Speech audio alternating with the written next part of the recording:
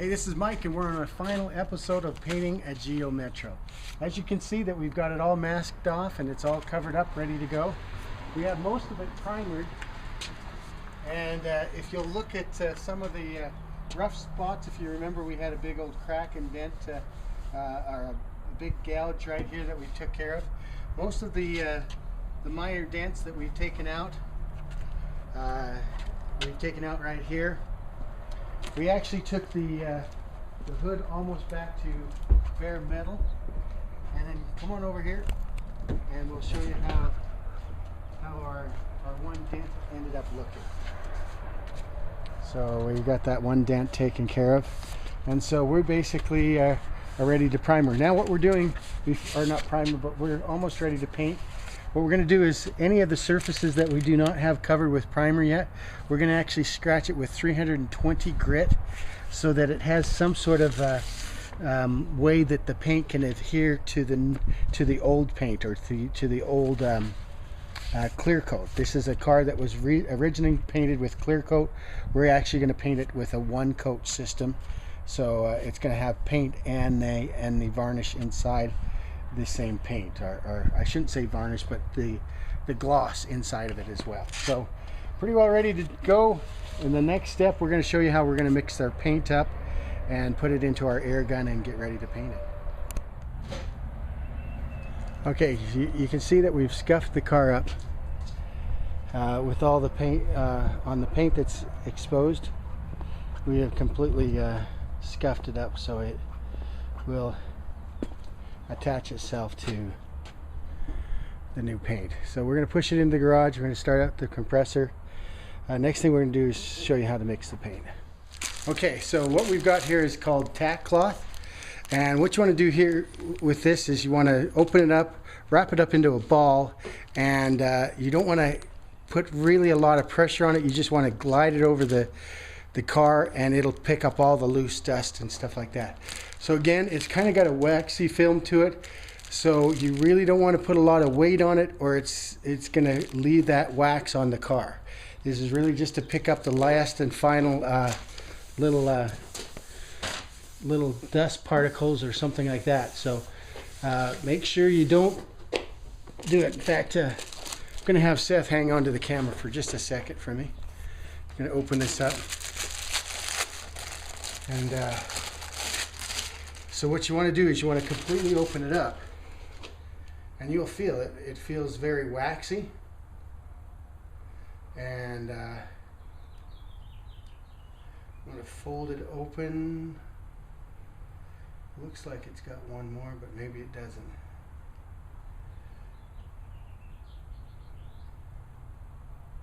Well, maybe that's it. So what you want to do is just kind of crumple it like that, and you just want to go over the car, and it's going to pick up all the loose particles. Now, even just this one tap clock, I know this is a small car, but this one could do a whole automobile. But like I said, the most important thing is do not put any weight on it. You just want it to glide over the car to pick up all those extra just particles, and you'll see that it just does that really nicely.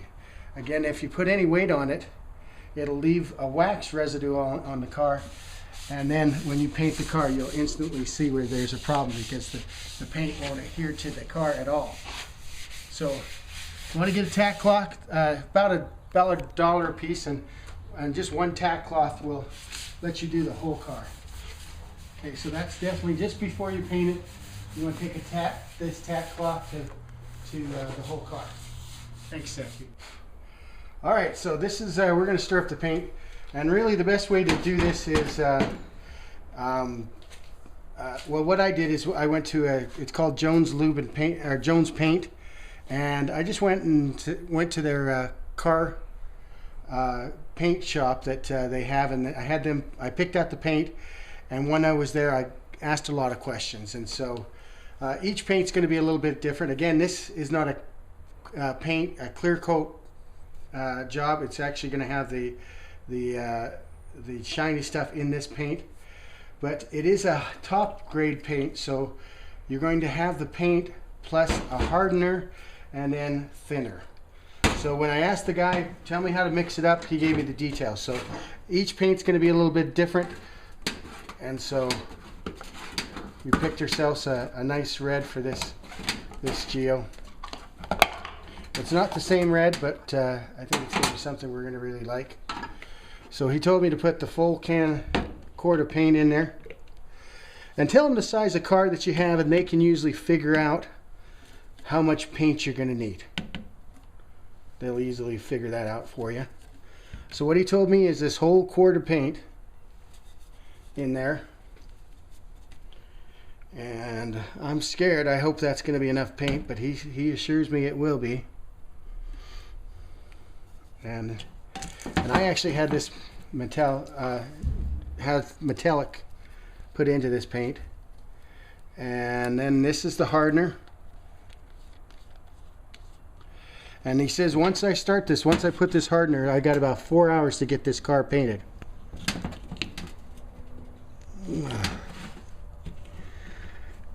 Whoa. I hope that's not going to give me problems. Okay, so here's the hardener.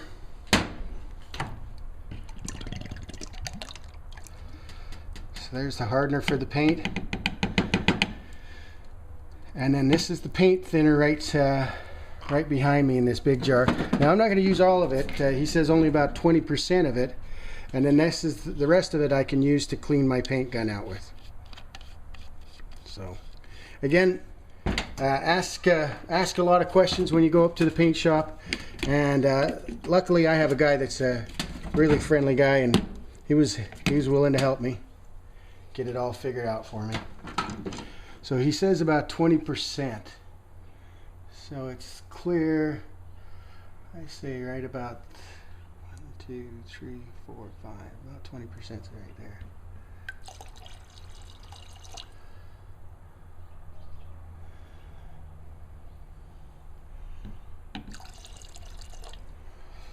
Okay, so that is it.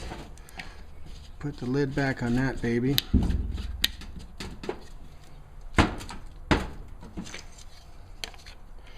Give it a good mix. And I think we're starting to realize the color of this car. In fact, I really like it now. Do you like it, Seth? I like it. It's a lot lighter than it was before. Yeah, it's looking so much better. So let me mix that. Okay, so the next thing we're basically going to do is just put this into the air compressor, into the paint thing, and we're going to start painting the car.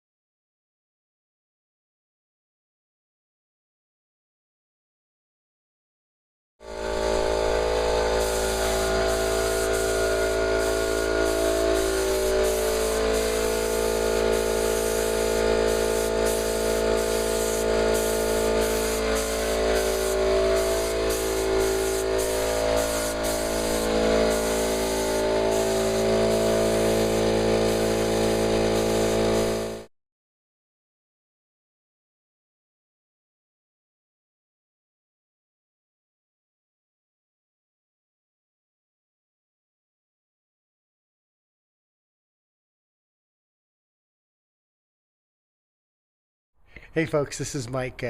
We just finished our second coat on the Geo, and the second coat really made a difference. I'm going to kind of give you a hint of what something I learned is go light on the first coat. If you go light on the first coat, you won't have as many runs as I have. And then wait an hour. I waited about an hour and 15 minutes, and then I did it again.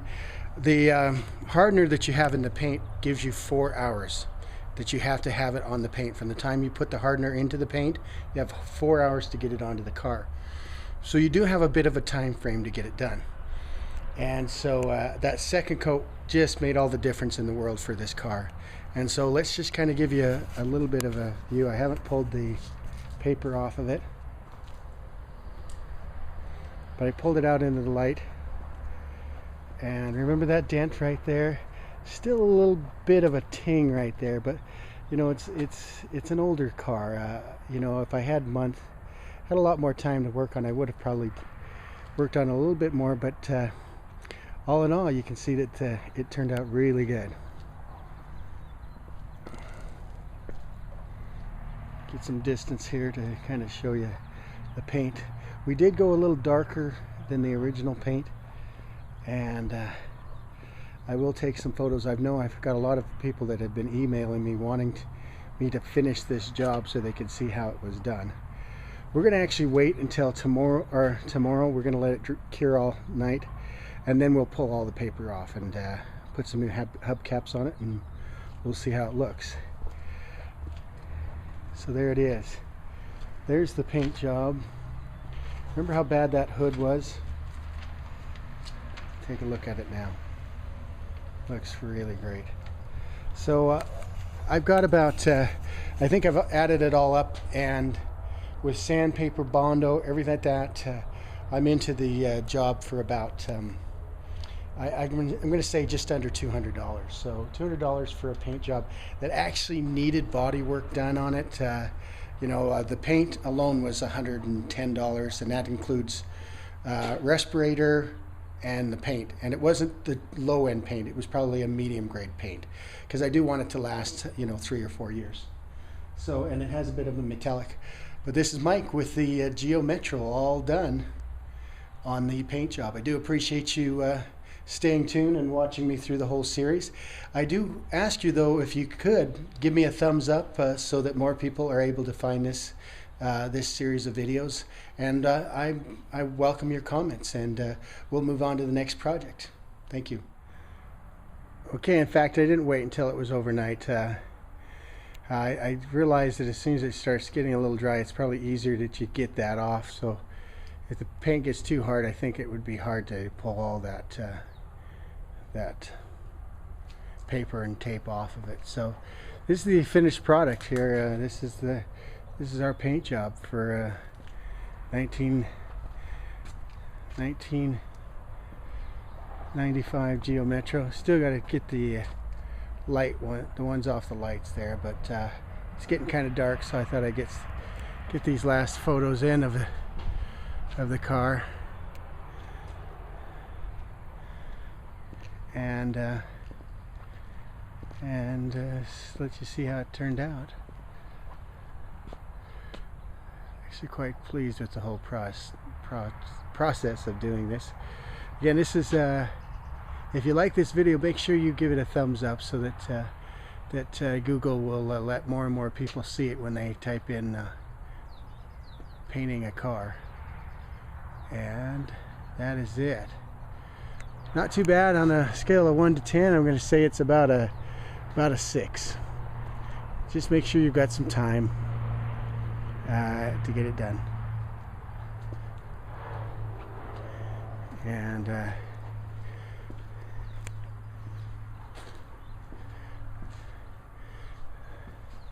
if you want to see how this Geo Metro looks, go to part 1. You'll see it in the beginning. But